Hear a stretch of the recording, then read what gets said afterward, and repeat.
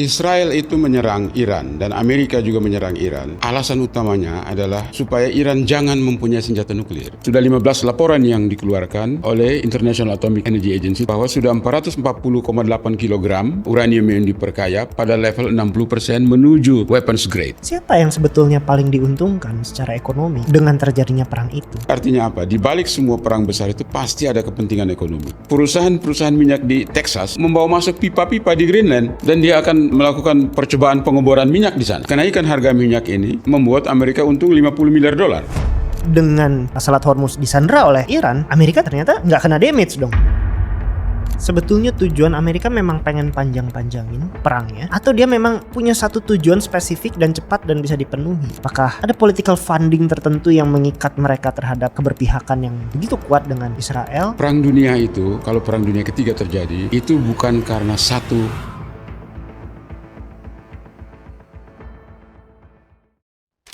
Teman-teman, kita kembali lagi di podcast Ngomongin Uang bersama saya Glenn Ardi. Kali ini kita kedatangan seorang tamu yang sangat spesial, Pak Pitanda Selani, seorang wartawan senior sekaligus juga pengamat geopolitik internasional. Pak Pitanda Selani, thank you udah datang ke podcast ini. Terima kasih, kesempatan yang baik kita bisa ngobrol lagi. Iya, walaupun namanya podcast Ngomongin Uang, cuma kali ini kayaknya sedikit geser. Kita ngomongin geopolitik internasional karena biar gimana keuangan ekonomi tentu nggak lepas ya sama politik luar negeri. Nah, cuma sebelum kita mulai, mungkin teman-teman di sini banyak yang belum kenal, belum tahu sepak terjangnya Pak Pitan sebagai wartawan senior dulu dan juga berbagai macam pengalaman yang boleh diceritain dulu nggak Pak? Oh iya betul. Jadi memang pekerjaan saya pertama itu jadi wartawan. Itu dan sejak awal sekali jadi wartawan itu ditempatkan di Departemen Luar Negeri waktu itu. Sekarang namanya Kementerian Luar Negeri di Pejambon itu.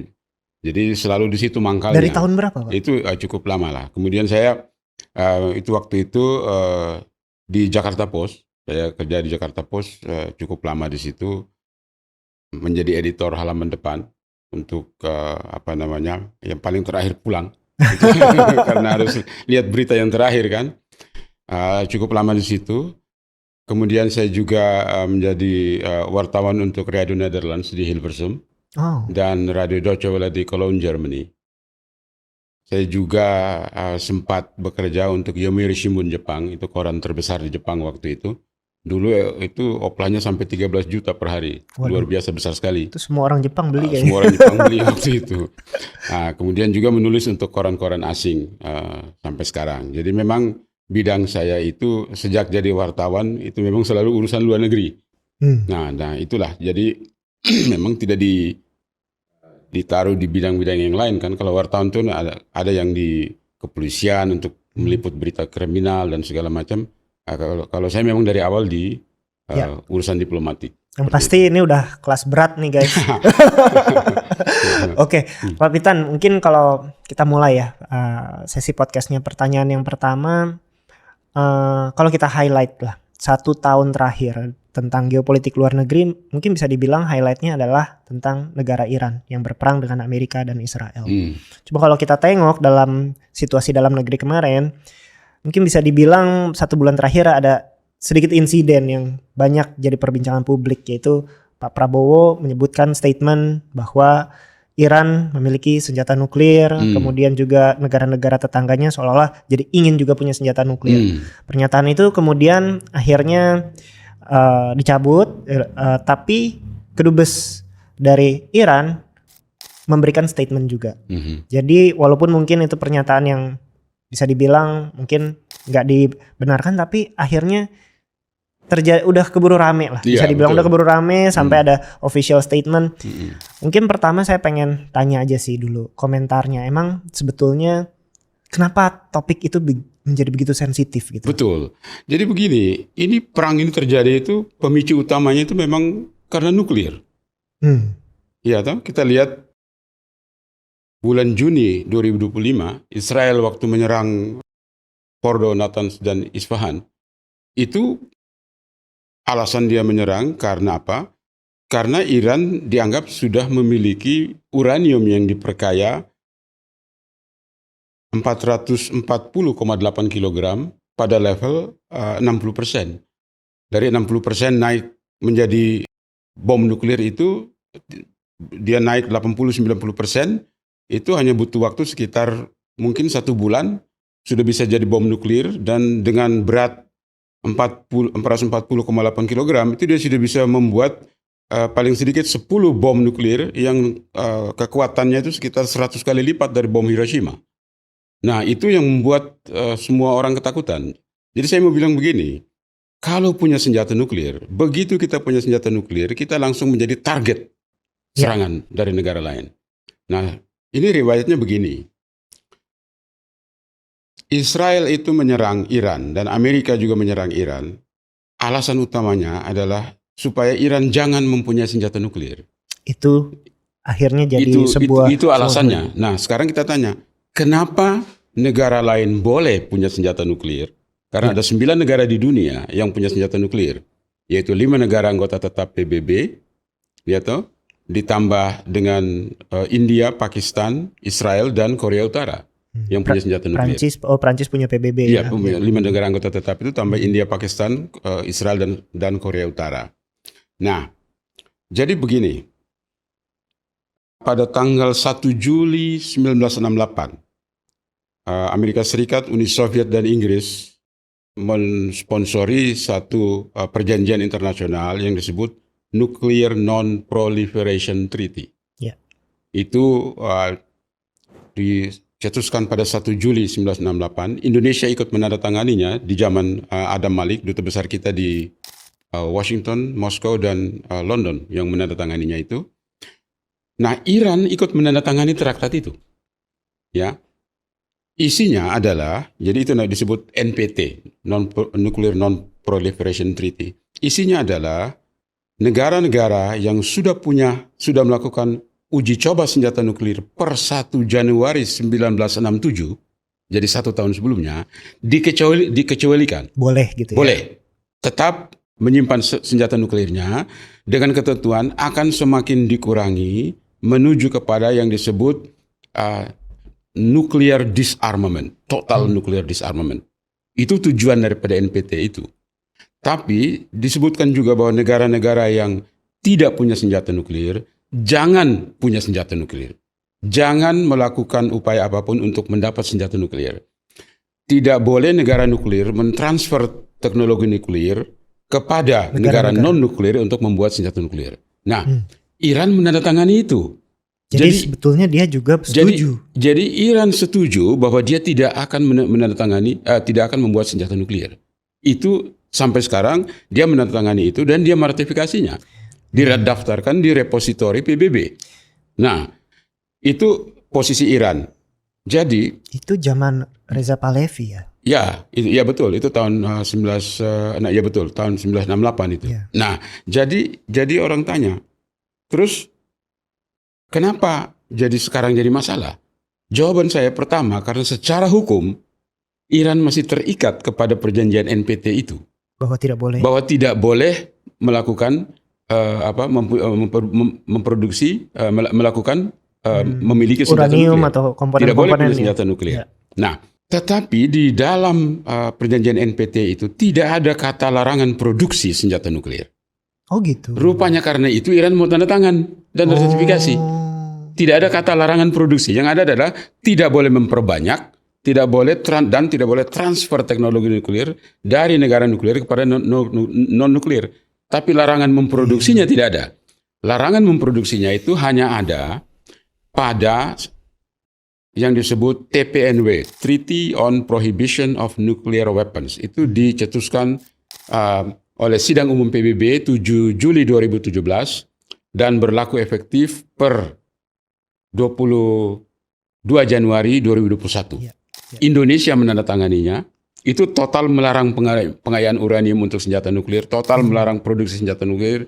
Pokoknya tidak boleh punya senjata nuklir. Ya. Nah, Iran tidak tanda tangani itu. Oh, jadi yang itu tidak. Dia tidak tanda tangani itu. Negara-negara yang punya senjata nuklir, 9 negara yang punya senjata nuklir itu, yaitu Amerika Serikat, Rusia, China, Inggris, Prancis, kemudian India, Pakistan, Korea Utara, dan Israel. tambah dengan Iran tidak menandatangani TPNW. Ketika dia tidak menandatangani TPNW, berarti tidak terikat dong. Dia bukan, di satu sisi dia tidak terikat, dia bebas memproduksi senjata nuklir, tapi di lain sisi negara-negara lain mencurigai bahwa berarti dia mau bikin senjata nuklir. Iya. Seperti itu posisinya ya.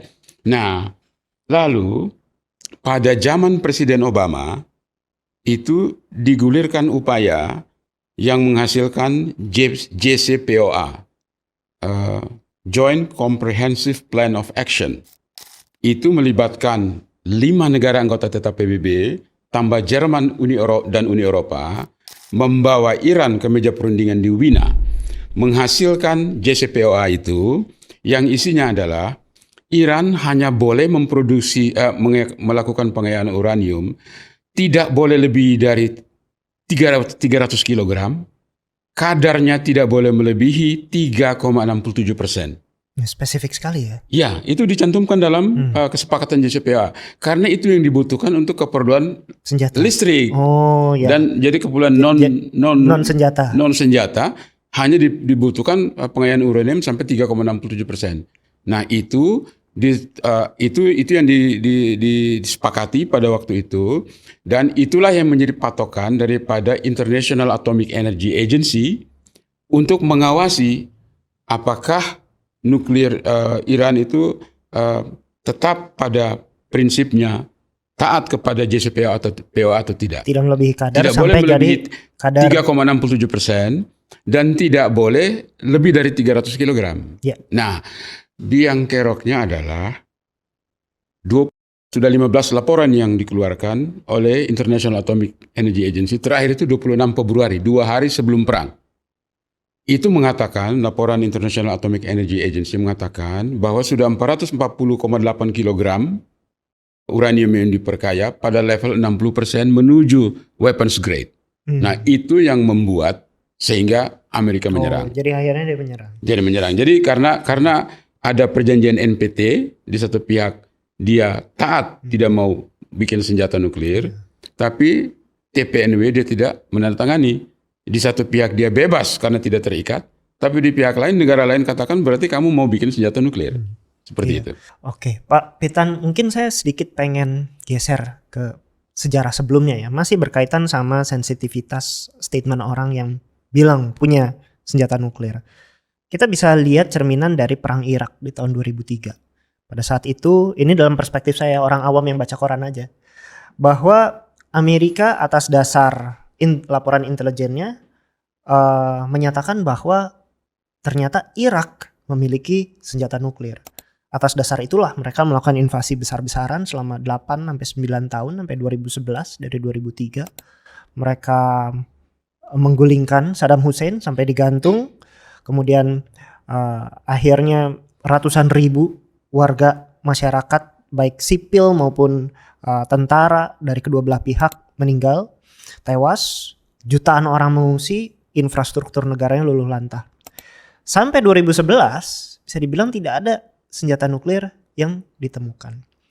Nah, kemudian beberapa tahun setelahnya banyak veteran-veteran perang pulang kembali dengan trauma dan memberikan testimoni. Kita melihat kekejaman di perang Irak, tapi sampai terakhir kita nggak bisa ngelihat adanya weapon of mass destruction yang katanya dituduhkan oleh George Bush pada saat itu.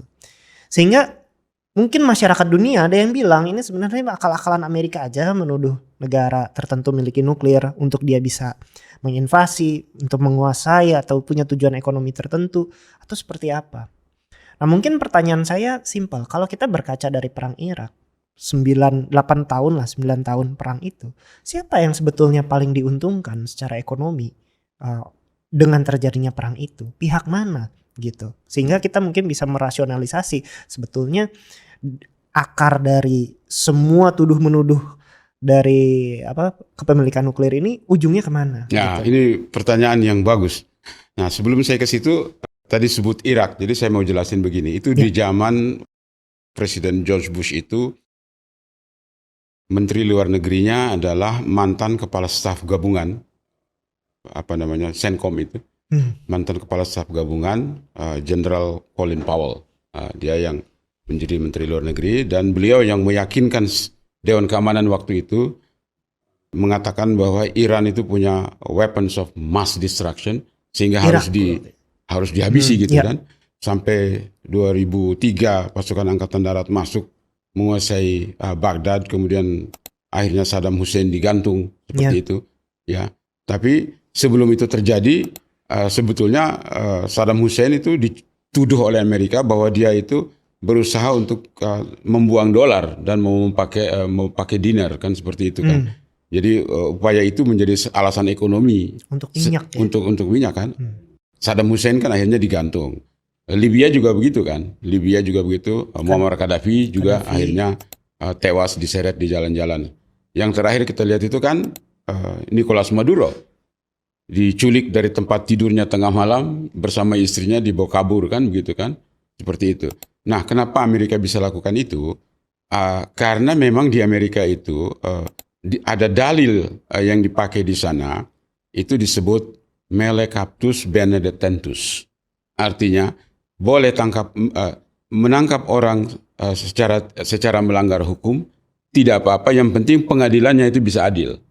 Itu gitu. Prinsip itu dipakai di Amerika, makanya dia tangkap Nicolas Maduro kan tidak merasa salah. Venezuela. Presiden Filipina, mantan presiden Filipina, Duterte kan begitu juga ditarik bawa ke Belanda kan, diadili di ICC di sana, seperti itu. Nah, jadi prinsip ini, dalil Melecaptus benedentus ini, artinya penegak hukum boleh menangkap target meskipun melanggar hukum, tetapi yang penting pengadilannya itu bisa dilakukan secara fair. Itu berlaku sebagai jurisprudensi di Amerika. Iya. Nah, vigilante dong ya. Ya vigilante. Kan, makanya orang semua negara khawatir siapa saja bisa ditangkap nih kan, begitu. Nah, ada sebelum saya masuk ke situ ya, ada dua pengadilan internasional. Yang satu itu adalah International Court of Justice, itu adalah lembaga organ PBB. Yang satu itu adalah International Criminal Court di Belanda.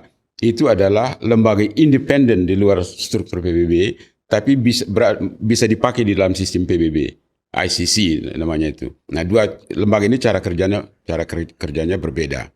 Nah, masalahnya tadi pertanyaannya itu tentang perang ya. Jadi menuduh ada senjata pemusnah massal, tapi kemudian tidak ditemukan seperti itu. Jadi begini, memang di dalam politik luar negeri Amerika itu dalilnya itu adalah neither confirm nor deny, seperti itu. Mengaku juga tidak, menyangkal juga tidak, tergantung mau diarahkan kemana, seperti itu kan. Jadi ketika presidennya bilang tangkap, ya tangkap. Tapi kan di belakang itu kan ada perhitungan, ada minyaknya kan, yang akhirnya diambil kan. Venezuela sekarang udah dikapling-kaplingin juga kan, seperti itu. Nah, jadi artinya apa? Di balik semua perang besar itu pasti ada kepentingan ekonomi. Entah yang dikejar. Entah minyak, entah perdagangan senjata. Minyak, entah lebih-lebih lagi rare earth, ya toh, tanah jarang. Kenapa Greenland dia mau ambil? Ya, karena itu mineral yang sangat banyak di sana, dan diam-diam meskipun belum secara resmi Amerika masuk sana, tetapi perusahaan-perusahaan minyak di Texas sudah membawa masuk pipa-pipa di Greenland, dan dia akan melakukan percobaan pengeboran minyak di sana. Udah masuk di sana, coba tanpa gembar-gembor itu sudah masuk.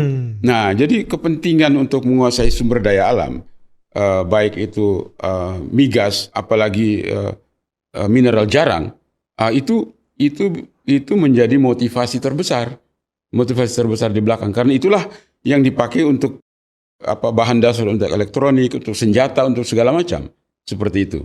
Nah, disitulah. Jadi kalau kita mau lihat kepentingan ekonomi, ya memang di semua perang itu tidak mungkin ada perang orang habiskan begitu banyak dana keluar lalu tidak ada pemasukannya. Nggak ada perang seperti itu. Pasti ada pemasukannya. Sekarang kita lihat misalnya, Amerika menghabiskan menurut laporan daripada Menteri Pertahanannya itu $37,5 miliar biaya perang ini. Untuk Iran. Perang di Iran ini. Nah, tetapi sejak perang ini meletus dalam 4 bulan, kenaikan harga minyak ini membuat Amerika untung $50 miliar. $50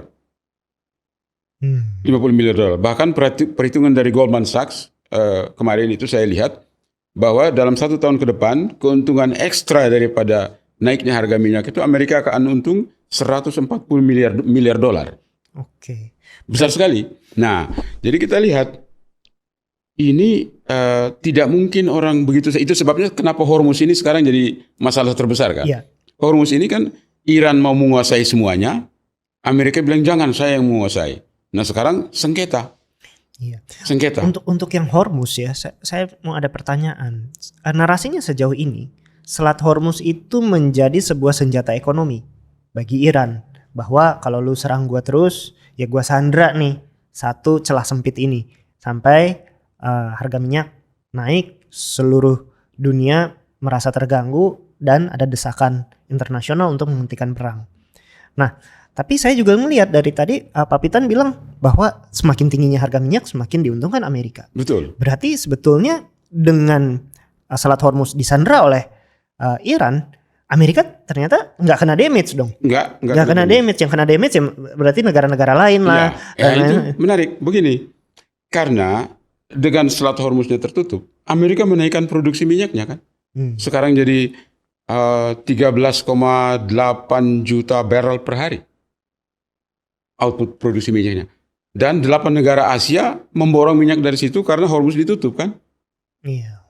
Cina, Jepang, Korea Selatan, Singapura, Thailand, termasuk Indonesia kan, beli minyak dari sana. Jadi semakin Hormuz ditutup, produksi minyak Amerika dinaikkan, harga minyak gara-gara perang semakin naik, Amerika makin untung. Nah, saya sudah katakan sejak awal Maret itu sampai dengan akhir Juni itu lebih dari 50 miliar dolar. Bahkan perhitungan daripada Goldman Sachs itu 140 miliar dolar dalam 1 tahun ke depan ini. Nah, Rusia juga untung seperti itu. Rusia juga naikkan produksi minyaknya untuk mengambil keuntungan dari situ. Nah, jadi kenapa Hormuz ini jadi masalah? Kita harus lihat dasar hukumnya. Kalau kita ini Hormuz tidak bisa kita beropini. Dasar hukumnya apa? Begini. Pada tahun 1958 ya. 1958 itu dicetuskan perjanjian internasional, hukum laut internasional yang namanya International Law on Territorial Sea and Contiguous Zone. Jadi hukum laut internasional yang mengatur tentang wilayah kedaulatan teritorial dan perairan berdekatan. Itu tahun 1958. Nah, traktat ini ditandatangani oleh Iran, diratifikasi oleh Iran, dan dia pakai ini sebagai dasar. Bahwa dia memiliki sebagian dari. Tetapi di dalam traktat ini, perjanjian tentang territorial sea dan contiguous zone ini, hanya diatur tentang innocent passage. Innocent passage artinya kapal asing boleh lewat di daerah kedaulatan satu negara secara cepat-cepat, tidak boleh berhenti, tidak boleh melakukan penyerangan, pencemaran, tidak boleh mengancam.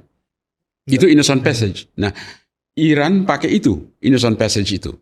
Nah, tetapi sekarang Amerika bilang begini, Hormuz ini harus semua negara memiliki yang disebut hak untuk transit passage. Ini dua rejim yang berbeda nih. Innocent passage itu adalah kapal asing lewat di wilayah teritorial secara cepat-cepat dan tidak boleh berhenti, tidak mengancam. Nah, dan itu berarti dari pantai itu 12 mil jaraknya, karena wilayah teritorial itu 12 mil. 12 mil berikutnya setelah wilayah teritorial itu disebut contiguous zone. Nah, lewat dari situ, itu sudah masuk wilayah zona ekonomi eksklusif yang dihitung 200 mil dari pantai ke sana. Nah, lewat dari situ disebut high seas. Nah, sekarang Selat Hormuz ini kan tidak bisa memenuhi ukuran itu. Ya, toh? Dia sempit sekali gitu. Jadi tumpang tindih kan di sudutnya itu, di ujungnya itu kan tumpang tindih. Nah, karena tumpang tindih, maka Iran pakai perjanjian tahun 1958 itu. Bahwa dia berhak untuk pakai innocent passage dalam 12 mil itu. Karena 12 mil diukur nyampe 12 mil juga Oman juga bisa ukur, di sini juga bisa 12 mil dia ukur nyampe. Kamu lewat sini berarti lewat wilayah saya. Seperti begitu. Nah, Amerika beda konsepnya. Amerika tidak melihat itu perjanjian tahun 58 itu. Amerika pakai United Nations Conference on Law of the Sea, UNCLOS 82. Nah, di UNCLOS 82 inilah dicantumkan ketentuan tentang transit passage. Transit passage tidak ada di perjanjian tahun 58. Jadi dua-duanya punya perspektif yang berbeda ya. Berbeda. Transit passage itu artinya seluruh Selat Hormuz itu adalah perairan internasional. Jadi jelas ya. Iran pakai perjanjian Traktat 58 bahwa karena ini sempit sekali, maka kamu lewat sini adalah lewat perairan saya. Yeah. Amerika bilang tidak bisa. Seluruh Selat Hormuz ini harus diberlakukan transit passage. Transit passage itu bukan hanya wilayah kedaulatannya, tapi seluruh wilayah Selat Hormuz itu harus dibebaskan. Kenapa begitu? Karena Amerika itu menggunakan doktrin Carter tahun 79 yang diberlakukan per 1 Januari 1980 bahwa negara manapun yang menghalangi transit passage di Selat Hormuz, maka dia mengancam kedaulatan Amerika, kepentingan Amerika. Makanya Amerika bersedia. Nah, dilemanya adalah Amerika menandatangani perjanjian tahun 1958, tapi tidak menandatangani perjanjian tahun 82.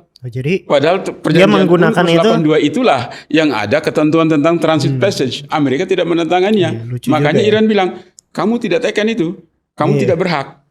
Jangan pakai itu orang jangan kamu. Pakai itu. Kan begitu dia bilang. Kan kamu tidak tekan, kamu tidak tekan, kamu tidak berhak.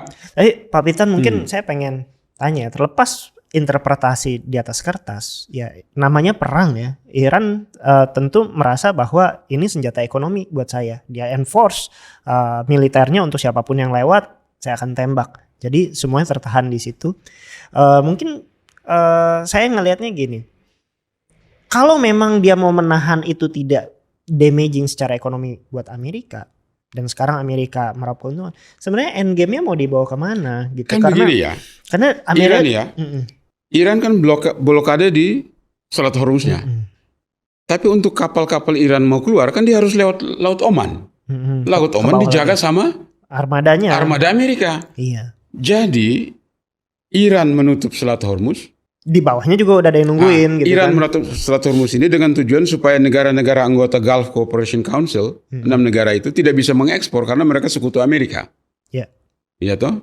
Kesana Iran tembak kan, supaya dia tidak bisa mengekspor keluar.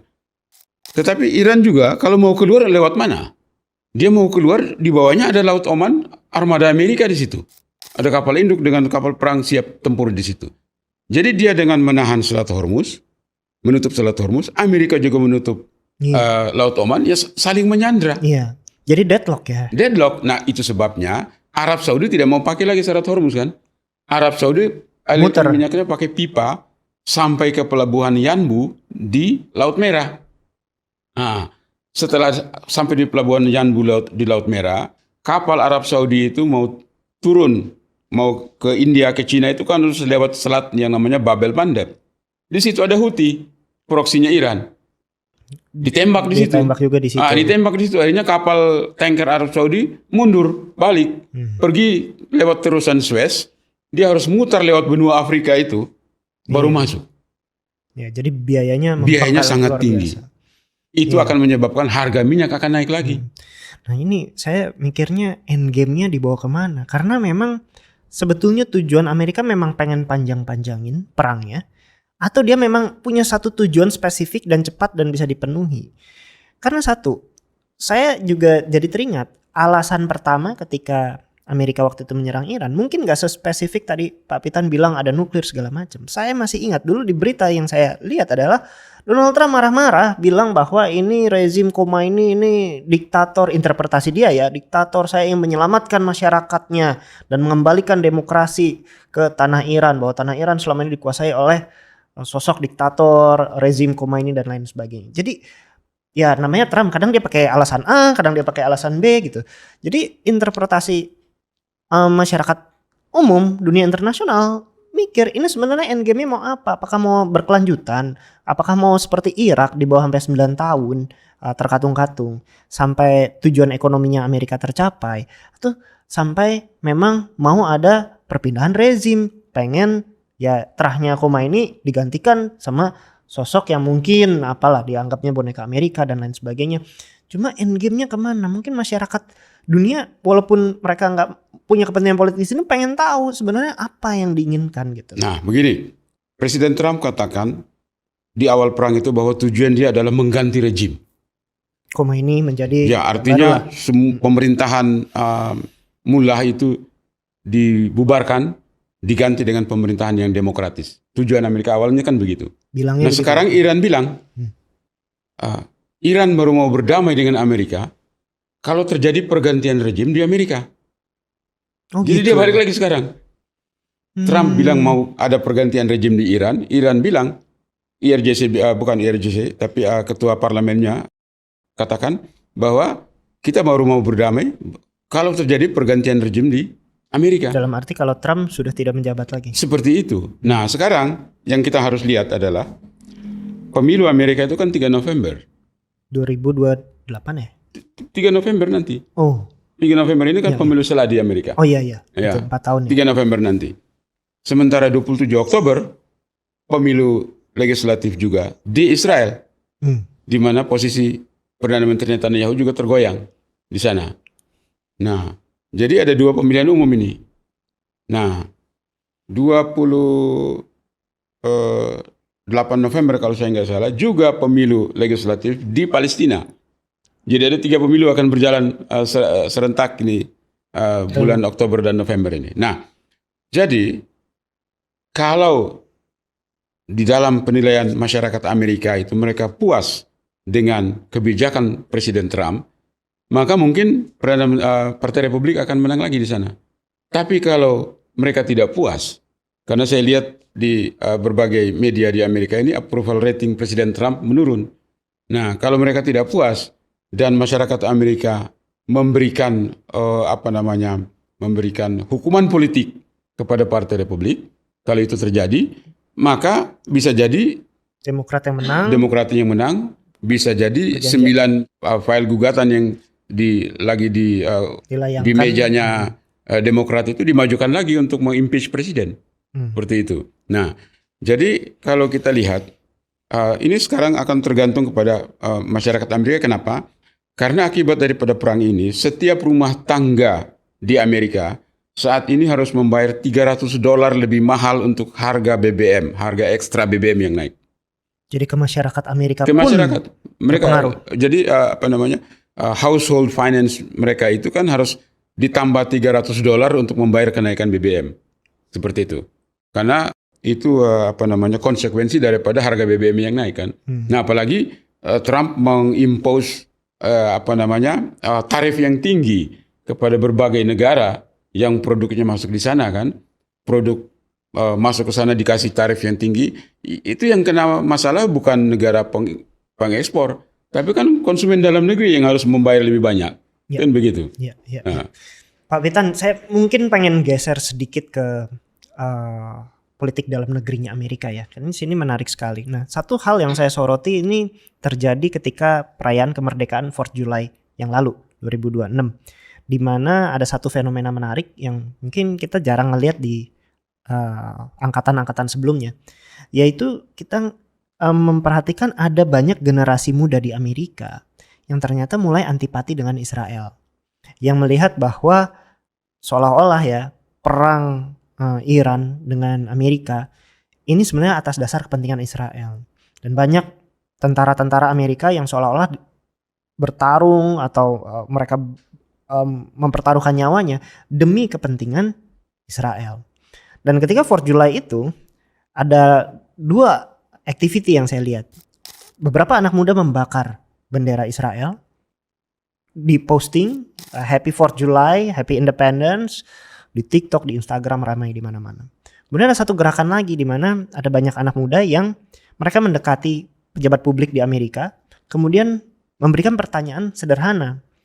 Mereka tanya, "Sir, do you think America first or Israel first?" Gitu. Pertanyaan America first atau Israel first. Ya, kalau logika saya sebagai masyarakat awam, seorang pejabat publik di Amerika, harusnya kan secara rasional bilang, oh ya, of course America first. Bahwa Israel memang negara sahabat, tapi kan kita bangsa berkebangsaan Amerika. Tapi kebanyakan pejabat publik, mungkin bisa dibilang hampir semuanya, no comment. Nggak mau jawab. Nggak berani bilang America first. Nah, di situ perspektif masyarakat internasional bahkan ngelihat, wah ini kok kelihatannya benar-benar pejabat publik Amerika tuh disandra banget ya sama Israel. Seolah-olah untuk menyatakan Amerika first aja, pejabat publik di Amerika tuh nggak berani gitu. Pertanyaan saya sebenarnya sejauh mana political lobbying Israel itu punya pengaruh kuat di pejabat-pejabat publik baik legislatif maupun eksekutif di Amerika, ya? Apakah ada political funding tertentu yang mengikat mereka terhadap keberpihakan yang begitu kuat dengan Israel, atau sampai sejauh mana gitu? Apakah ini lebih dari sekedar dua negara sahabat tapi jauh lebih dari itu? Nah, ini bisa satu episode tersendiri karena banyak sekali yang bisa saya ceritakan dari sini. Jadi begini ya, kalau pendapat generasi muda itu saya kira bukan mewakili pemerintahnya. Ya, itu adalah spontan, reaksi spontan yang generasi muda, saya kira bukan saja di Amerika, di Indonesia pun begitu. Kalau kita lihat anak-anak kecil di Gaza pada mati semua, masjid dibombardir, gereja dihancurin segala macam, bahkan rumah sakit, pemukiman. Kalau orang melihat kesengsaraan, pasti hatinya tergerak. Betul. Jadi yang dikedepankan di situ bukan soal dia warga negara apa, tapi ini ada penderitaan manusia yang tidak bisa dia terima di hati nuraninya. Jadi kita bisa memahami kalau warga negara anak-anak muda di Amerika itu mulai berkoar-koar seperti itu karena mereka tidak tahan melihat penderitaan yang terjadi di Gaza. Seperti itu kan. Siapapun tidak bisa tahan melihat penderitaan yang terjadi di Gaza. Udah lebih dari 70 ribu orang tewas di sana. Di Lebanon sudah lebih dari 4.000 orang tewas seperti itu kan. Bagaimana kalau menjajar 70 ribu mayat itu? Seperti apa ngerinya seperti itu kan. Jadi kalau anak-anak muda di Amerika bahkan di Indonesia dengan negara manapun kalau lihat ada pelanggaran HAM yang sesadis itu pasti mereka protes gitu. Tapi dalam hubungan antar negara itu persoalan lain lagi. Karena Amerika dengan Israel ini punya hubungan yang sangat erat ya. Hubungan yang sangat erat, mempunyai ideologi yang sama. Mereka mempunyai kepentingan strategis yang sama di Asia Barat gitu. Dan misalnya di bidang militer, setiap tahun itu Amerika memberikan bantuan militer reguler itu 3,8 miliar dolar kepada Israel. Dalam bentuk senjata atau uang? Iya, itu bantuan militer. 3,8 miliar dolar itu akan berlangsung sampai 2028 dan sudah masuk konsep baru untuk diperpanjang lagi 10 tahun lagi. Nah, belum kalau kita menghitung berapa sih total bantuan negara-negara barat itu kepada Israel, kalkulasi saya ini dalam 10 tahun terakhir ini sudah lebih dari 60 miliar dolar. Negara-negara barat. Kemudian apa yang didapatkan Amerika? Nah, karena di situ kan sekarang ini kan terjadi pergeseran yang luar biasa ya. Pergeserannya begini. Iran itu mau bahwa kalau mau damai dengan Amerika, salah satu syaratnya adalah Israel harus tidak boleh menyerang Gaza lagi, tidak boleh menyerang Lebanon lagi. Oke. Nah, tapi di Lebanon itu kan ada Hezbollah yang proksinya Iran. Nah, cuma ini harus kita jeli melihat masalahnya begini. Iran menganggap bahwa pasukan Hezbollah yang di Lebanon itu, karena dia biayai, maka itu adalah pasukan dia. Tapi Presiden Joseph Aoun, ya, dan Perdana Menteri Nawaz Salam, juga Ketua Majelis Nasionalnya, Nabih Berri, tidak begitu prinsip mereka. Mereka katakan, Hezbollah di Lebanon adalah warga negara Lebanon, bukan warga negara Israel. Bukan warga negara Iran. Warga negara Lebanon. Jadi kamu jangan ekspor perang kamu ke sini. Yeah. Nah sekarang Itu sebabnya kemarin kan Presiden Joseph Aoun kan pergi ketemu Donald Trump, bertemu dengan Donald Sebagai Trump. simbolik mereka Ya, berdamai gitu ya. mereka bertemu di sana. Untuk apa? Untuk membicarakan rencana melakukan demilitarisasi, disarmament, melucuti senjata Hezbollah. Sebenarnya konsepnya itu sudah dikemukakan pada bulan Maret lalu. Pemerintah itu Lebanon ingin melucuti senjata Hezbollah dan dia bergabung dengan regular army. Tidak usah menjadi negara dalam negara. Bergabung dengan tentara nasional mereka. Itulah yang diinginkan oleh presidennya sekarang dan sudah dibicarakan dengan Presiden Trump yang sekarang mendukung itu, upaya itu. Nah, sekarang lalu Israel dengan Lebanon berunding, September mereka akan berunding lagi. Mereka mengajukan konsep bahwa untuk melakukan perlucutan senjata Hezbollah, maka perlu ada negara penjamin dari luar. Mereka usulkan beberapa negara termasuk Prancis. Prancis dan Amerika harus bisa menjamin bahwa Hezbollah bisa dilucuti senjatanya sama sekali. Hezbollah tidak mau karena Iran, dia masih terima bantuan dari Iran. Dan Iran menganggap ini adalah tentara saya di sana untuk menghantam Israel. Seperti begitu. Nah, sementara pemerintahnya sendiri tidak mau. Presiden Joseph Aoun itu katakan, jadi Presiden Joseph Aoun ini mengirim Jenderal Rudolf Haikal, itu adalah panglima militernya, ke Pakistan untuk bilang, Pakistan tolong kamu bilang sama Iran bahwa kamu jangan kaitkan urusan perang kamu itu dengan negara saya. Jadi Lebanon tidak mau dikaitkan dengan dijadikan prasyarat perdamaian itu. Tapi Iran katakan kalau mau damai dengan Amerika harus berhenti dulu di sana. Jadi ada dua kepentingan yang berbeda. Nah, jadi ada terjadi pergeseran ini. Tapi yang saya mau katakan begini. Orang sebenarnya bertanya, ini perang ini mau dibawa kemana? Itu kan tadi pertanyaan tadi. Endgame-nya kemana? Endgame-nya kemana? Begini, sekarang ini kita harus lihat fakta dan data. Fakta dan datanya itu begini. Di Knesset, Parlemen Israel, itu sudah digulirkan 2 rancangan undang-undang. Yang satu dimajukan oleh MK itu Member of Knesset, Moshe Solomon. Yang satu dimajukan oleh Bezalel Smotrich, sejak dia masih jadi anggota MK, sekarang dia jadi Menteri Keuangan. Dia yang mendanai pemukiman di tepi barat itu. Nah, kedua rancangan undang-undang ini, tujuan akhirnya adalah mengambil alih wilayah 82% daripada wilayah tepi barat. Jadi berdasarkan perjanjian Oslo II, wilayah tepi barat yang sebesar Pulau Bali itu dibagi 3. 18% dikuasai oleh otoritas Palestina yang ada Presiden Mahfud Abbas, ya toh. Kemudian 22% dikuasai di area B, itu patroli bersama, tetapi Israel yang mendominasi. 60% itu adalah wilayah dikuasai oleh pasukan Israel. Nah, sehingga sekarang 2 rancangan undang-undang ini bertujuan untuk mengambil alih 82% wilayah tepi barat itu. Sudah 1 kali dibacakan di Knesset, 2 kali lagi dibacakan, maka menjadi undang-undang. Kalau sudah menjadi undang-undang, maka negara Palestina yang kita ingin dirikan itu mau dirikan di mana? Dia hanya mendapat 18% itu tanpa Gaza yang hancur itu.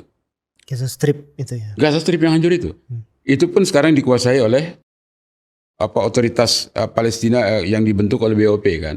Nah, jadi kalau mau supaya negara Palestina merdeka, maka rancangan undang-undang ini tidak boleh gol. Tidak boleh ada. Harus dihentikan rancangan undang-undang. Karena kalau sudah menjadi produk hukum, kan militernya ambil alih, dianggap sebagai kedaulatan kan kalau sudah produk hukum. Ini yang mesti dihentikan. Nah, itu masalahnya. Jadi memang berat sekali persoalan ini.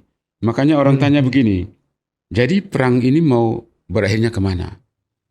Begini, orang sering tanya, apakah perang Iran, perang di Ukraina, perang di Israel itu akan bisa mengarah ke perang dunia? Kan itu yang sekarang orang tanya. Banyak yang bilang itu. Begini, perang dunia itu, kalau perang dunia terjadi, perang dunia ketiga terjadi, itu bukan karena satu single faktor. Dia pasti merupakan di-trigger atau disebabkan oleh berbagai faktor teritorial ya. Jadi Semerembet ya. perang di berbagai daerah, Hmm. lalu bertemu di satu wilayah muara kepentingan yang sama, dan berbagai sektor kehidupan. Bisa di ekonomi, bisa di perlombaan senjata, bisa di intelijen, Rare earth, macam-macam semiconductor. seperti itu. Ya. Ketika semua itu bergabung, baru bisa terjadi perang dunia. Tapi orang bilang, apakah Cina dengan Amerika akan berperang? Lah, apa untungnya mereka berperang? Ya. Ya. Kepentingan ekonomi mereka lebih besar daripada perang. Sedangkan perang kan memboroskan anggaran, seperti itu. Jadi dunia yang akan ke depan kita lihat itu adalah dunia di mana para pemimpin negara itu akan menjaga apa yang disebut dynamic equilibrium. Jadi keseimbangan dinamis, ya toh, keseimbangan dinamis di mana bisa naik turun kayak scale itu, apa namanya, neraca itu, bisa naik turun sini, naik sedikit, turun sedikit, kayak akan begitu terus, dia akan begitu terus ke depan. Keseimbangan dinamis ini yang kita pertahankan. Karena sekarang ini kalau kita tahu betul, seperti yang buku yang ditulis oleh Raymond Dalio itu apa namanya, bahwa itu dia membagi dunia ini menjadi 3 fase. Fase pertama itu adalah peaceful coexistence, itu sudah berakhir dengan perang-perang ini semua. Jadi Sebelumnya udah itu kan berlalu kita, ya. sudah berlalu, Yeah. peaceful coexistence kan sudah berlalu.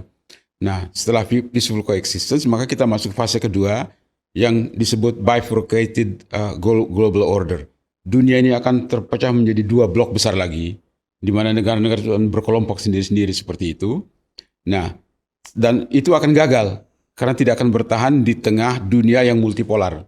Jadi kepentingannya bisa terbagi 2 blok, tetapi kondisi realnya dunia kita yang multipolar ini hanya akan menghasilkan apa yang saya namakan dunia yang polisentris.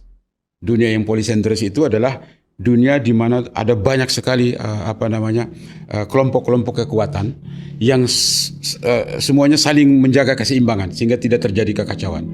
Ketika ini gagal, maka kita akan masuk tahap yang sangat berbahaya yang disebut catastrophic global order. Ini kita sedang menuju ke situ. Jadi kalau negara-negara ini tidak berhasil menjaga keseimbangan dinamis ini, kalau patah keseimbangan dinamis ini tidak dijaga, maka hilang kepercayaan. Kalau sudah hilang kepercayaan, maka masing-masing negara akan membela kepentingannya sendiri-sendiri. Maka apa yang terjadi? Nuklir akan dipakai. Selama ini perang itu di mana-mana kan orang tidak pakai nuklir. Ya. Gitu. Tapi Tan, ini mungkin saya sedikit tarik ya terkait dengan kepentingan Israel. Satu, mungkin saya penasaran. Amerika begitu memberi banyak pada Israel. Pertanyaannya apa yang Israel berikan buat Amerika? Nah, ini nyambung sama satu isu yang juga ramai dibicarakan, yaitu isu The Greater Israel. Bagus. Di mana The Greater Israel itu menjadi narasi politik yang mana ya mungkin ini interpretasi dari kepercayaan mereka yang mengatakan bahwa seharusnya mereka memiliki tanah bukan hanya sebatas apa yang mereka miliki sekarang, tapi juga sampai ke ujung pesisir barat, timur, utara, dan selatan, sampai ke area yang lebih luas. Narasi ini menjadi lebih kuat karena banyak temuan-temuan yang dilihat bahwa peta Greater Israel itu disematkan di banyak tentara-tentara itu mereka punya, IDF. Sehingga masyarakat ngelihat apakah narasi The Greater Israel itu bisa kita terjemahkan sebagai political movement atau sebuah tujuan politiknya Israel, dan kita bisa membaca sebetulnya kepentingan mereka tuh apa sih? Kenapa mereka menyerang Lebanon? Kenapa mereka benar-benar ngotot sekali mempertahankan bahwa Gaza Strip ini harus mereka miliki terlepas dari kepentingan internasional begitu mendesak mereka untuk udahlah two state solution aja. Oke. Tapi banyak sekali yang bisa ini. Apakah The Greater Israel itu memang nyata atau semua narasi politik yang dilebih-lebihkan aja? Ya, begini. Sejarahnya begini. Pemikiran di Israel tentang apa yang sekarang dikenal dengan istilah Greater Israel itu sebenarnya tercantum di dalam hukum Taurat, di dalam kitab suci orang Yahudi. Memang ada di situ bahwa waktu itu Nabi Musa menggariskan batas tanah untuk suku-suku Israel itu, dan dibilang itu dari sungai di Mesir sampai ke sungai Efrat di Irak. Itu akan mencakup begitu banyak negara kan? Ya, seperti Nil itu. Sampai ke Dari Nil sampai di Efrat itu kan begitu banyak negara semua. Nah, tahun 1902 ada koran Uni Soviet waktu itu yang bernama Snamya. Koran Snamya itu menerbitkan rincian daripada apa yang disebut Protocols of the Elders of Zion. Nah, di dalam Protocols of the Elders of Zion itulah disebutkan batas-batas wilayah seperti itu tadi. Ya, dan jadi ada Protocols of the Elders of Zion itu. Nah, itu dipretelin isinya itu dalam koran Snamya pada tahun 1903. Nah, kemudian Hamas setelah didirikan 18 Agustus 1988 itu di Piagam Pendirian Hamas atau Konstitusi Hamas pasal 32 itu dicantumkan itu tentang Protocols of the Elders of Zion, bahwa tujuan Israel adalah akan melakukan ekspansi mencakup seluruh wilayah yang disebutkan di dalam Protocols of the Elders of Zion dari Sungai Nil sampai ke Sungai Efrat. Jadi bukan rahasia lagi sebetulnya. Bukan rahasia, karena itu sejak tahun 1903 itu sudah dibongkar semua. Saya pernah tanya kepada seorang mantan kepala staf Angkatan Udara Israel. Kebetulan kami bertemu di salah satu forum internasional di luar negeri. Saya tanya konsep itu. Apa betul ada konsep itu, Protocols of the Elders of Zion? Dia bilang, itu omong kosong itu. Oh Tidak gitu betul. ya? Dia bilang itu omong kosong itu, tidak betul. Mana bisa kita terapkan konsep itu dalam realitas politik yang sekarang? Ada begitu banyak negara. Kalau konsep itu diterapkan berarti apa? Mesir, Berarti Lebanon, Yordania, Mesir, Lebanon, Yordania, Syria, Lebanon, Arab. sebagian Arab Saudi sampai ke Irak, itu semua harus bangun. Bagaimana caranya? Kan tidak mungkin, tidak realistis diterapkan dalam ini sekarang. Jadi beliau katakan itu apa ya, angan-angan masa lalu, dia bahasanya begitu. Itu angan-angan Tapi masa itu lalu. opini dia. Nah, tidak mungkin bisa diimplementasi dalam realitas politik yang sekarang. Loh, ini Gaza aja kan setengah mati Israel masuk di situ. Mana bisa mengambil begitu banyak negara? Kan tidak mungkin dilakukan dalam konteks politik yang sekarang. Nah, tapi jangan lupa, di Israel itu ada kelompok ultra ortodoks yang namanya kelompok Haredi. Nah, ini mereka sekarang lagi ribut ini sama Kementerian Pertahanan, karena Menteri Pertahanannya Israel Katz itu menginginkan supaya Angkatan Bersenjata Israel IDF itu merekrut 12.000 tentara lagi dan mau diambil dari kelompok Haredi. Nah, kelompok Haredi ini adalah orang-orang Yahudi garis keras yang kerjanya tiap hari itu sembahyang, baca hukum Taurat seperti begitu, mendalami seperti itu. Mereka tidak mau jadi tentara. Nah, tapi karena mereka mau direkrut jadi tentara, mereka demo kan, tutup jalan, 10.000 orang turun demo rame-rame berapa hari lalu itu. Jadi mereka tidak mau, karena apa? Jadi ditanya, loh kenapa kalian nggak mau bela negara? Apa jawab mereka? Loh, kita mempelajari hukum Taurat itu sama pentingnya dengan tentara pergi berperang. Begitu jawab mereka. Jadi ada kelompok garis keras itu di sana yang tidak kecil pengaruhnya. Nah ini yang akan membuat memang siapapun yang jadi Perdana Menteri di Israel itu posisinya dilematis. Di satu sisi dia harus mempertahankan identitas Yudaismenya, di mana begitu ketat hukum-hukum Yahudi yang harus dia ikutin. Tapi sebagai jabatan publik dia harus menghadapi komunitas internasional yang menggunakan hukum internasional yang tidak mengenal itu semua tadi. Seperti itu. Nah makanya tadi mantan Panglima yang saya ketemu di forum internasional itu dia bilang, itu angan-angan masa lalu, tapi nggak mungkin kita terapkan di kelompok yang sekarang. Nah, tapi sampai hari ini Iran masih pegang itu, bahwa inilah alasannya dia harus menyerang Israel. Karena kalau dia tidak serang, ini akan jadi kenyataan.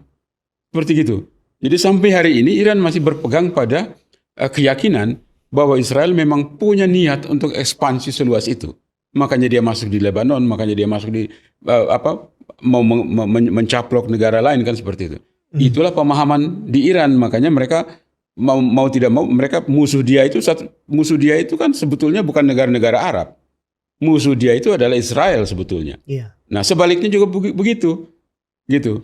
Nah, ketika Amerika dengan Iran berperang, kemudian mereka perundingan damai, kan Israel tidak dilibatkan.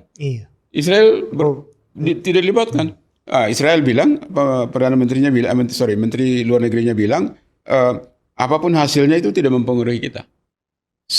Dan Menteri Pertahanannya bilang, waktu MOU kemarin ditandatangani itu, tanggal 14 ya, tanggal 17 itu, di Prancis kan ditandatangannya, Menteri Pertahanannya bilang, selama Iran masih punya fasilitas pengayaan nuklir, selama itu juga Israel akan tetap menargetkan dia. Kondisi saat ini, Amerika sekarang sedang mencari off-ramp, cari cara bagaimana caranya keluar, exit dari perang ini. Itu yang sekarang dilakukan oleh Amerika. Tapi Israel sebaliknya, kalau Amerika keluar, Israel pasti masuk serang lagi. Karena kalau Amerika keluar, artinya apa? Artinya Iran tetap mempunyai fasilitas pengayaan uranium. Karena apa? Karena parlemen Iran sekarang sudah keluarkan aturan untuk melarang inspeksi oleh International Atomic Energy Agency. Tidak boleh diinspeksi lagi. Itu parlemen sudah keluarkan keputusan itu. Jadi tidak akan ada orang bisa melihat dan memverifikasi. Tidak bisa memverifikasi karena sudah dilarang dengan peraturan undang-undang yang dikeluarkan oleh parlemen Iran. Artinya dengan dia diserang begini, Iran akan merasa kalau begitu kenapa tidak? Saya punya senjata nuklir. Daripada dituduh terus, ya toh, saya nggak punya, kamu tuduh terus, mendingan jadiin aja sekalian, kan begitu kan? Nah, kalau dia begitu berarti apa? Iran dengan Israel akan tetap bermusuhan, bersitegang terus. Selama Iran punya senjata nuklir, gitu, Israel akan tetap menyerang. Ada nggak solusinya? Ada solusinya. Bagaimana caranya? Keluarlah. Kalau Iran mau, dia keluar dulu dari NPT, sama seperti Korea Utara. Korea Utara itu sebuah opsi ya? Ya, itu opsi. Kenapa tidak dipakai opsi itu? Korea Utara masuk pada 12 Desember 85, menandatangani NPT, tapi dia keluar tahun 2003. Sejak itu dia produksi nuklir, nggak ada orang yang bisa melarang dia kan? Berarti waktu Kim Jong Un ya? Iya. Waktu itu bukan apa? Belum anaknya kan? Bukan Kim Jong Un. Iya toh. Siapa yang bisa melarang Korea Utara? Tidak bisa, karena dia tidak terikat perjanjian internasional manapun. Iran kenapa jadi masalah? Karena dia masih terikat NPT. Keluarlah dari situ. Iya, tapi tetap aja kalau negara bertetangga. Kalau keluar artinya apa? Dia harus siap menerima sanksi dari PBB. Iya. Kan begitu. Nah, Korea Utara, Iran ini sekarang sudah dikenakan 6 resolusi sanksi daripada Dewan Keamanan. Sampai sekarang masih berlaku. Gitu. Jadi solusinya apa? Solusinya kalau Iran mau keluar, Iran mau punya senjata nuklir, keluarlah dari NPT. Terus Hormuz bagaimana? Hormuz ini bisa sebetulnya dicarikan solusi, tapi tidak mau. Bukan tidak bisa, ada caranya, tetapi tidak mau dipakai cara itu. Apa itu cara? Begini, tahun 1907 ya, itu Selat Hormuz dan Dardanella di Irak, di Turki, itu wilayah kedaulatan Turki, bukan wilayah internasional.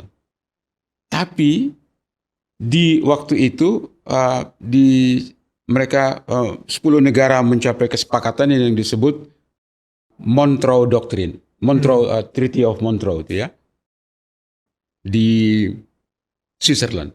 Nah, jadi kesepakatan itu mengatur bahwa setiap kapal yang lewat wilayah kedaulatan Turki harus membayar nilai daripada 0,29 gram emas per ton kargo. Nah, jadi kalau satu kapal itu 100.000 ton dia bawa, maka dia harus bayar 0,29 gram dari harga emas kali 100.000 ton. Per 1 Juli kemarin, pemerintah Turki keluarkan peraturan baru, semua kapal yang lewat situ harus membayar $6,70. Semua kapal, nggak ada yang protes itu. Bayar karena lewat perairan teritorialnya kan. Jadi kalau kapal bawa 100.000 ton, bayarlah $670.000 baru lewat. Tidak ada yang protes, termasuk Australia. Lewat aja ya. Lewat aja, bayar aja karena disepakati. Kenapa tidak dipakai di Hormuz? Kan bisa. Iya, cuma kan di kacamata Iran, kalau misalnya kita pakai, tetap dibom. Nah, makanya Iran itu kemarin itu kan dia bilang kapal lewat sini bayar $2 juta. Sekarang kan dia lagi finalisasi dengan Oman kan, tentang berapa manajemennya Hormuz seperti apa. Ketika Iran bilang kapal lewat bayar $2 juta, Trump bilang, wih enak banget, mendingan saya aja. Dia bilang begitu kan. Saya yang masuk, yang saya ngatur nanti hasil daripada pungutan itu dipakai untuk membayar ganti rugi kepada negara-negara Arab yang dibom sama Iran. Seperti gitu. Oh, dia ngelobi internasional supaya seperti gitu. Jadi saling baku rampas. Makanya daripada baku rampas, saya bilang kenapa tidak pakai format Bosphorus dan Dardanella? Tapi ya memang apa ya? Kalau saya ngelihat itu menjadi sebuah solusi buat kapal yang lewat dan mungkin keuntungan ekonomi buat Iran, tapi kalau Israel masih mempersoalkan yang lain tentang dugaan kepemilikan nuklir Amerika masih mempersoalkan rezim Khomeini, ya kan Irannya juga bingung. Ini saya harus gimana? Ini saya harus saya punya sedikit kritik terhadap tingkah laku politik luar negeri Amerika. Begini, kita tidak bisa mengatakan juga bahwa lebih baik Amerika bubar, karena kita belum tahu kan apakah dunia tanpa Amerika itu akan lebih baik daripada dunia yang punya Amerika seperti sekarang. Belum tentu. Ya. Bisa jadi lebih hancur kita belum tahu. Ya. Ya toh? Jadi kalau Amerika hancur itu belum tentu menguntungkan dunia juga. Ya toh? Kontribusinya sangat besar, perusahaannya ada di berbagai negara, kan begitu kan. Jadi makanya saya tadi katakan di dalam apa yang saya katakan polycentric global order itu bisa negara-negara bisa menjaga keseimbangan dinamisnya supaya jangan ada yang terlalu menonjol gitu. Tapi kalau suatu negara seperti superpower Amerika ini hancur sama sekali, siapa yang bisa menjamin bahwa aman dunia ini? Jangan-jangan saling serang. Jangan-jangan lebih kacau saling serang. Jadi kita tidak mau mencoba sesuatu yang untested, tidak mau pergi di untested waters seperti itu. Nah, jadi sekarang begini. Jadi Amerika ini ya, tentu dengan adanya perimbangan Amerika dengan Rusia yang saling menjaga, inilah yang menciptakan dynamic equilibrium itu, keseimbangan dinamis itu. Amerika, Rusia, terus ada Cina dengan India, seperti begitu kan? Itu bisa menciptakan keseimbangan. Tapi kalau rontok salah satu mata rantai perimbangan kekuatan itu, apakah ada jaminan bahwa dunia akan aman? Belum tentu. Bisa-bisa negara yang merasa diri lebih kuat, dia bisa lebih agresif lagi. Kita belum tahu itu. Apalagi berapa tahun yang lalu juga kan Rusia seenaknya langsung menyerang Ukraine. Seperti itu. Jadi makanya dengan adanya keseimbangan yang dinamis itu, maka terciptalah yang perdamaian dunia yang relatif seperti sekarang, kondisi damai. Pak Pitan, mungkin saya pengen balik sedikit ya ke posisi dalam negeri di Indonesia. Dengan begitu ramainya kondisi geopolitik, ini kita belum ngomongin Ukraine sama Rusia yang masih bersih tegang, yang memperebutkan Crimea dan lain sebagainya. Kita ngelihat di awal tahun Indonesia tergabung sama Board of Peace. Ya, Presiden tanda tangan dengan Trump. 1 tahun sebelumnya kita juga tanda tangan dengan BRICS di Januari 2025 gitu. Walaupun tentu ini perjanjian bukan perjanjian militer ya, ini sebuah perjanjian yang terlepas dari dua itu. Tapi mungkin pertanyaan saya adalah Indonesia sebenarnya dapat apa sih dengan tergabung sama Board of Peace, dengan tergabung sama BRICS? Ya. Apa leverage-nya gitu? Katakan begini, pertama kita masuk di BRICS ya, kita masuk di BRICS 1 Januari 2025. Begini, konstitusi kita mengamanatkan bahwa politik luar negeri Indonesia itu diabdikan kepada kepentingan nasional. Oke. Jadi kemana kepentingan nasional mengarahkan kita, kesitulah politik luar negeri itu bermain. Pada saat itu kita melihat bahwa BRICS ini ada satu opsi yang baik untuk masuk, karena di situ kita bisa lebih dekat, bicara lebih, bisa melihat bagaimana caranya, ada komplementaritas ekonomi dan seterusnya. Tetapi Indonesia tidak akan mau masuk di pengelompokan regional manapun apabila itu menjadi blok militer. Karena begitu menjadi blok militer, dia akan menabrak politik luar negeri kita sendiri. Jadi tidak akan mungkin. Nah, karena resiko menjadi negara yang kuat secara militer, itu akan diincar oleh negara lain yang lebih kuat secara militer. Nah, itu yang disebut Thucydides trap kan, yang terjadi itu. Nah, itu yang kita tidak mau. Makanya kalau kita punya senjata nuklir kan kita langsung jadi sasaran. Mendingan jangan kan begitu. Sekarang mereka mahal sekali produksi senjata nuklir, toh tidak bisa dipakai juga. Kan tidak pernah dipakai senjata nuklir itu. Hanya sekali diuji cobakan pada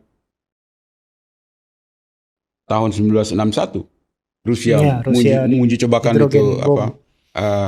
SAR bomba itu, mother of all bombs itu kan begitu. Tapi setelah itu kan tidak bisa. Sekarang kan pengurangan. Jadi senjata nuklir ini mahal sekali produksinya, tapi tidak akan dipakai karena siapa yang memakai senjata nuklir itu akan hancur juga. Siapa yang menekan tombol pertama dia yang akan hancur sama-sama begitu kan. Jadi itu senjata nuklir itu fungsinya sebagai deterrence saja. Deterrence untuk memperkuat posisi stature daripada satu negara terhadap negara yang seimbang dengan dia seperti gitu. Nah, jadi kalau balik ke pertanyaan tadi ya, sebenarnya kita ingin tahu. Iya, kita diuntungkan kepentingan nasional apa? Apa yang kita dapat dari itu begini. Kalau soal BRICS itu tentu kita cari peluang. Dimanapun ada kesempatan yang bisa menguntungkan kita masuk dan lihat. Masuk di situ kita lihat apa yang bisa kita ambil. Dengan Cina, dengan semuanya, India. dengan kita masuk. Apa saja kita bisa masuk, kita masuk dan kita bisa ambil. Saya pernah bicara juga sebagai pembicara di Shanghai Cooperation Organization, SCO itu adalah forum pengelompokan negara-negara Eurasia yang dilakukan waktu itu di Rusia, di Sochi, Rusia sebelah selatan. Jadi itu ada Iran, ada India, Pakistan, Rusia, Cina, semua di dalam kelompok SCO itu. Nah, itu awalnya waktu dibentuk itu mereka pikir ini akan jadi NATO ini, tandingan NATO. Ternyata tidak. Kenapa? Karena dalam negara-negara dalam itu terikat dengan berbagai negara lain yang tidak bisa diputus hubungannya. Nggak eksklusif. Jadi tidak bisa gitu. Makanya yang saya katakan tadi, kita menuju tata dunia yang saya sebut polisentris itu, seperti gitu. Semua negara kuat, berketerkaitan ekonomi secara satu sama semua lain. menjaga keseimbangan seperti begitu. Karena Amerika ini sekarang turun gunung kan. Amerika itu kan dalam sejarah dunia ini ada 12 perang besar yang terjadi dalam sepanjang sejarah dunia ini. Ada 16 perang besar yang terjadi sepanjang sejarah dunia, di mana 12 perang itu terjadi akibat Thucydides trap.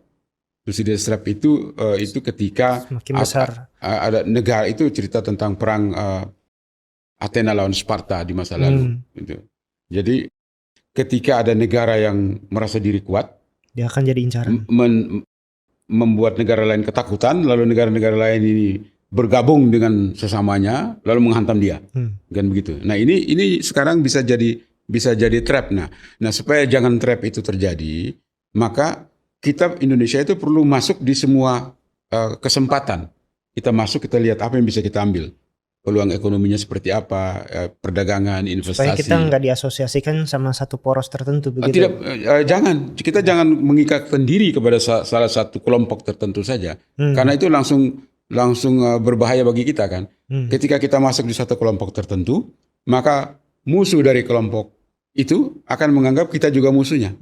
Nah, saya tadi katakan saya punya kritik terhadap cara politik luar negeri Amerika itu begini. Amerika itu selalu menganggap bahwa negara yang dimusuhinya harus menjadi musuh kita juga. Iya, itu mungkin saya tanya ya, itu anggapan Amerika atau anggapan Trump itu? Nah, jadi memang dari dulu begitu. Jadi negara kalau dia memusuhi satu negara, dia mau kita semua ikut memusuhinya. Makanya sekarang kan dia memusuhi Iran, ya toh, dia perang dengan Iran. Dia mau tidak boleh ada negara lain berdagang dengan Iran, kan begitu? Kan kita tidak ikut perang. Iya. Iran teman baik kita kan, kita tidak berperang dengan dia. Amerika juga teman baik kita. Tapi karena prinsip dia adalah kalau dia memusuhi satu negara, semua negara lain harus ikut memusuhi dia, keroyokan seperti gitu. Nah itu kita nggak bisa terima. Iya. Nah itu sebabnya kan dia berlakukan yang disebut second tier. Tarif second tier itu kan. Jadi tarif second tier itu adalah negara-negara yang berurusan dengan negara yang dia musuhi kena tarif yang lebih tinggi juga. Nah sekarang dia mau naikkan lagi. Gara-gara dia cari exit jalan keluar dari perang Iran yang tidak ada, dia akan kembalikan ke tarif lagi. Kalau ya, nah dengan begitu kan sebenarnya interpretasinya ngapain kita ikut Board of Peace ya? Nah, Board of Peace ini cerita lain.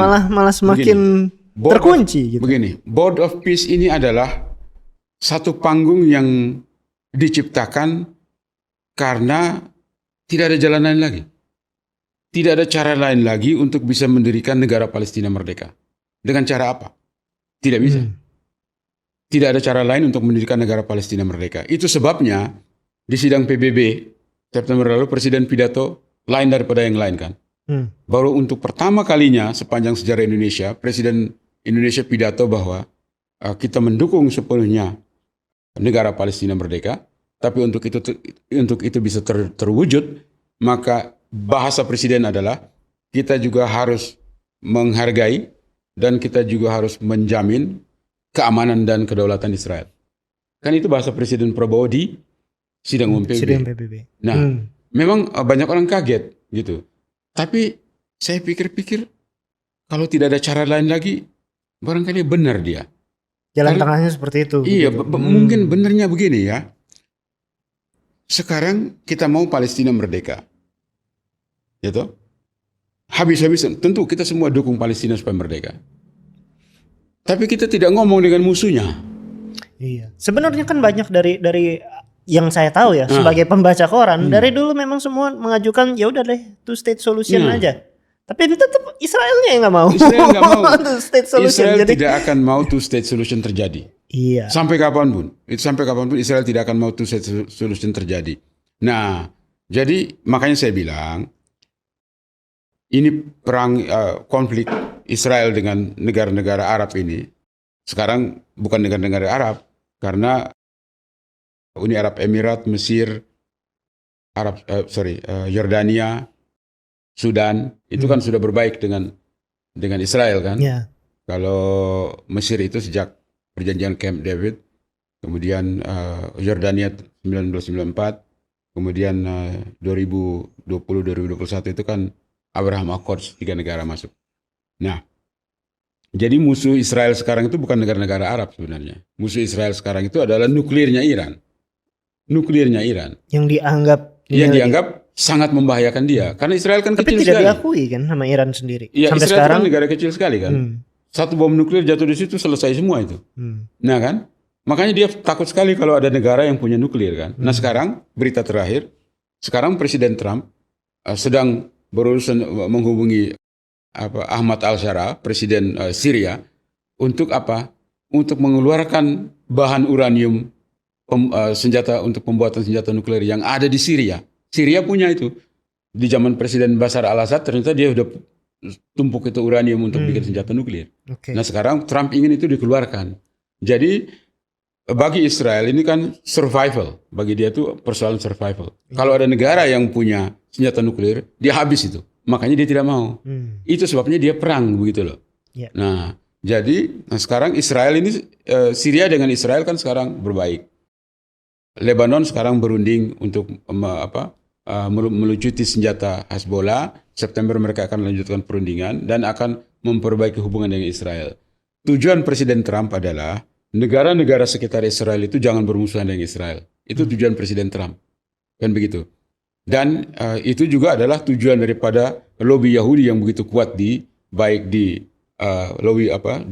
teater politik Amerika maupun di lingkungan bisnis kan, mereka kuat sekali di sektor finansial, sektor properti, media segala macam, di teknologi mereka kuat sekali. Dan mereka ini sebetulnya yang melindungi kepentingan Israel selama ini. Kan begitu. Pak Pitan, saya pengen, mungkin ini pertanyaan terakhir ya, dari kacamata Indonesia. Saya kan orang ekonom, jadi saya ngelihat bahwa salah satu resiko yang terbesar secara geopolitik adalah investor asing nggak mau masuk ke Indonesia. Tapi bisa dibilang, bisa jadi ada risiko yang lebih besar sebetulnya yang nggak bisa ditangkap oleh orang yang dari kacamata ekonomi aja.